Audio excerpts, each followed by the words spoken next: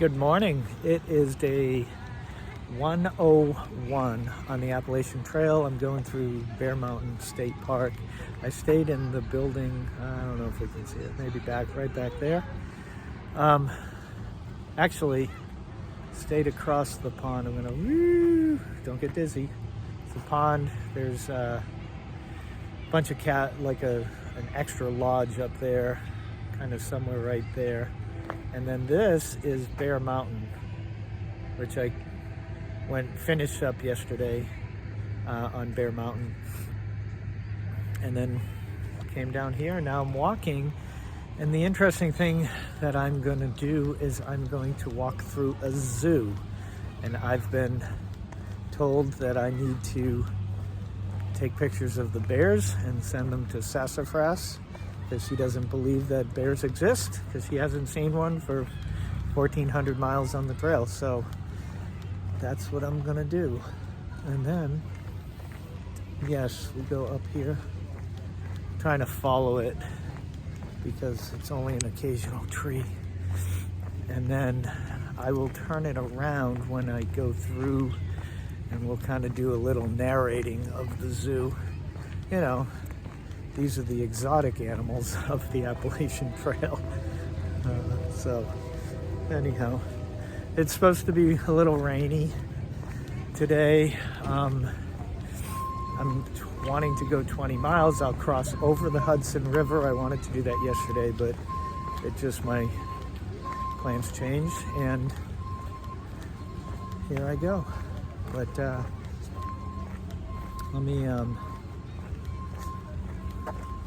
let me get you into the zoo in a minute. So before we get in, I just asked somebody, I'll call him a New Yorker, where the zoo was, which I'm following behind a whole bunch of kids heading to the zoo. But not only did he give me directions to the zoo, but then told me his wife was supposed to meet him and she didn't, and kind of threw up his hands. So thanks for the extra commentary on that. I love New Yorkers.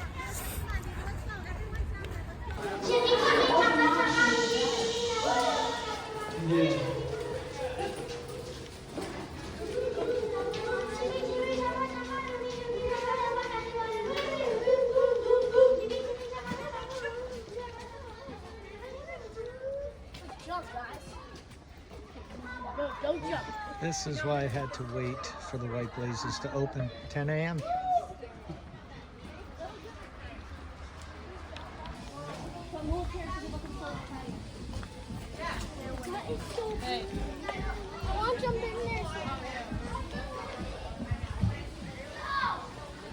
Haven't seen any water that clean on the Appalachian Trail.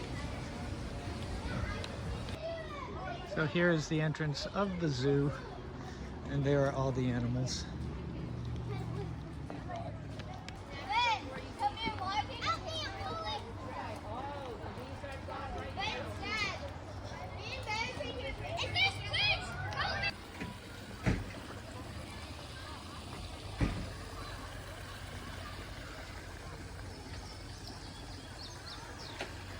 I don't see anything. Supposed to be a bobcat in there.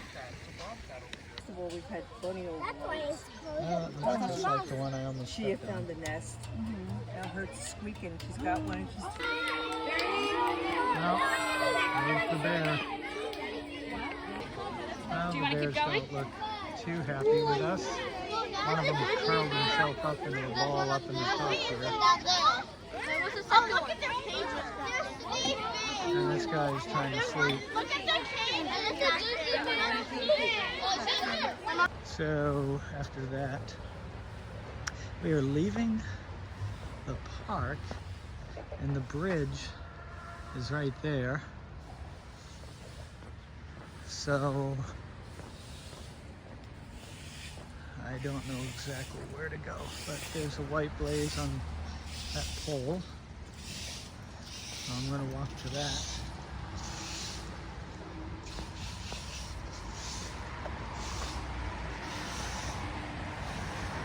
And it looks like it's pointing me to go left, but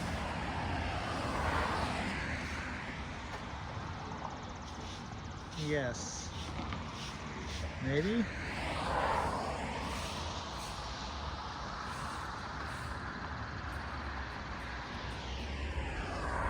Yeah, I think I have to cross the road in order to use the other side of the bridge. I'm gonna check this out.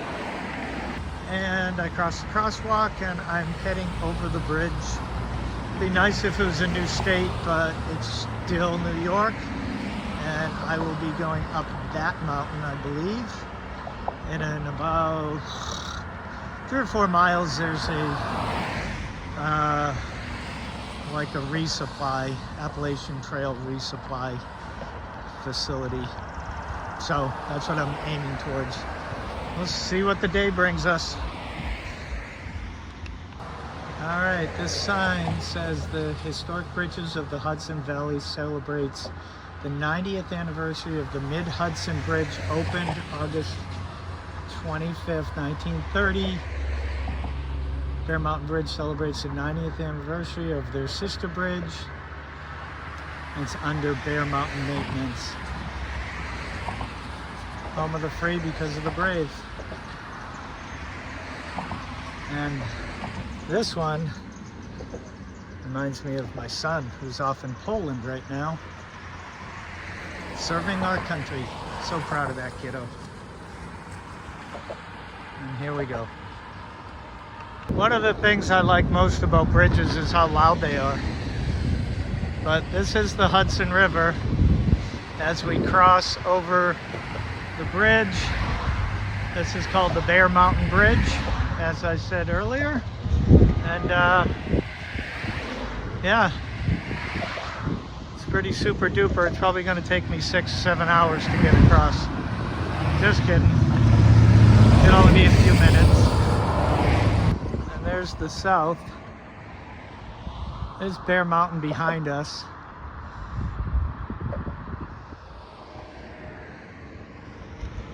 And then that's heading north. And up somewhere up there is West Point. My son just graduated from high school, and his valedictorian for his class will be going to West Point in the fall. So that's a big kudos to her. Don't know her name, can't remember, but kudos to her from Portsmouth Christian Academy. So up at West Point.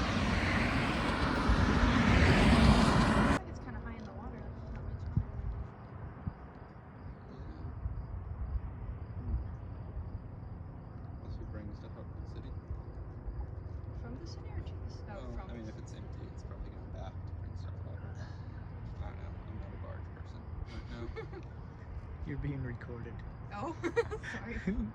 He's not a barge person, people. I don't think many of us are barge people. It's starting to drift sideways. I want to see the train come through. When I was on the other side, the train came through. I didn't get a good look of it, and then I think another one went the other way. This is a nice little view of the Hudson River. We just had some Chinooks come through.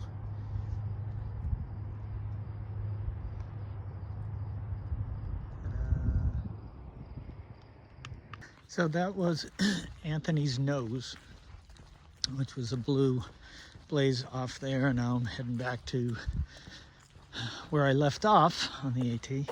I met a nice couple of kids, brother and sister.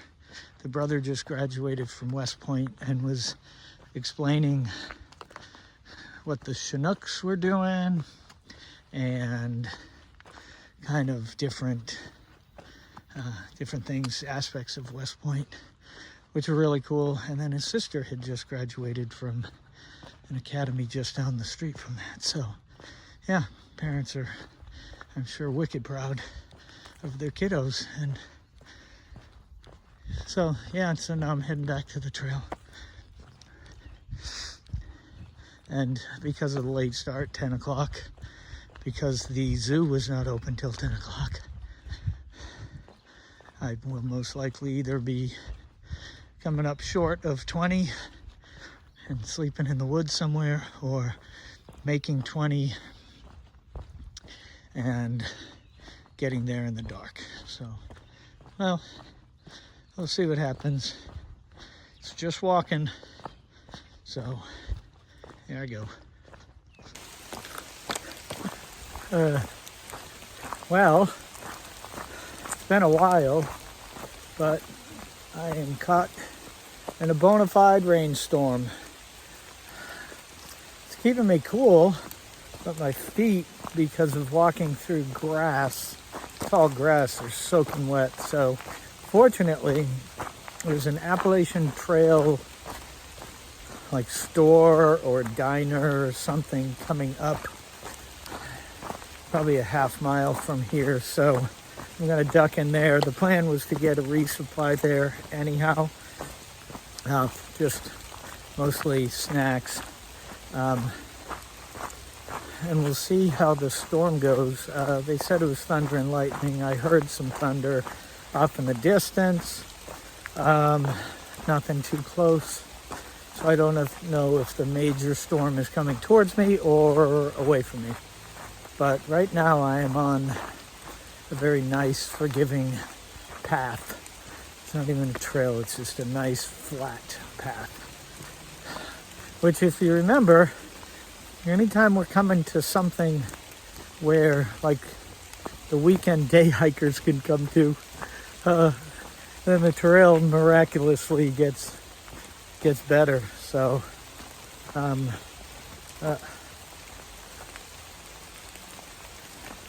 I have caterpillars dropping on my head every once in a while. That's what that was that I just picked off my neck. Yum. So anyhow, I will try to get there and dry off a bit, maybe change my socks. I have to really look at what the weather's going to give me, so I'll check in. Hey, I got caught in a big rainstorm and ended up going 14 and a half miles. Kind of did 15 and a half overall because of that extra part up over Anthony's nose. And so I'm hanging out here. The rain finally stopped. And yeah, so it's fell a little short of the goal. I was going to try to get to a shelter at 19, but that would have meant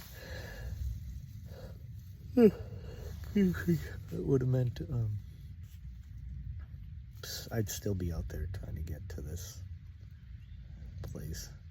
But now I'm dry. I get to have a breakfast here. They're gonna have a hiker breakfast. It's like just a little park by the side of the road, and it looks like the ATC or one of the clubs is going to have a breakfast here tomorrow morning, which is actually Saturday. So it just happened that pouring rain made me stop, and now I get breakfast in the morning, so it's a big deal. And looking to still try to get 20 plus going forward.